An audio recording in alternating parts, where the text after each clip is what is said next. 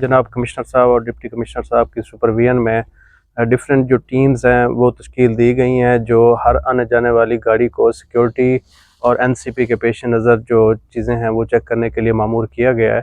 آج بھی SHO لیاقت عباس اور اس کی ٹیم نے کارروائی کرتے ہوئے بھاری مقدار میں جو چرس ہے وہ برآمد کی ہے، جو کہ ایک مسجد سے برآمد ہوئی ہے، جس میں ولہم ولد جان محمد یوب سے جو ہے چرس یہ پنجاب کی طرف اسمگل کرنے کی کوشش کی جا رہی تھی۔ ہمارے SHO اور ان کی ٹیم میں سے اسپیشلی ایک رفیق اسد اللہ اور اس کے جو دوسرے شفٹ کے لوگ تھے، ان سب نے مل کے اس کاوش کو ناکام بنایا ہے، جو کہ منشیات کو اسمگل کرنے کے لیے کی جا رہی تھی۔ تو اس میں 1 من اور 2 kg جو چرس ہے وہ کنفسکیٹ کی گئی ہے، ساتھ میں مزدہ بھی ہے، جس کا مقدمہ نمبر 10/24 FIR 9C کے تحت وہ بھی رجسٹر کر دی گئی ہے۔ مزدے کا نمبر 837 ہے۔ تمام فارمیلٹیز کے بعد یہ کل عدالت میں پیش کر دیا جائے گا، اور جو ملزم ہے وہ فردر اس کی جو فیٹ ہے وہ کورٹ ڈیسائیڈ کرے گی۔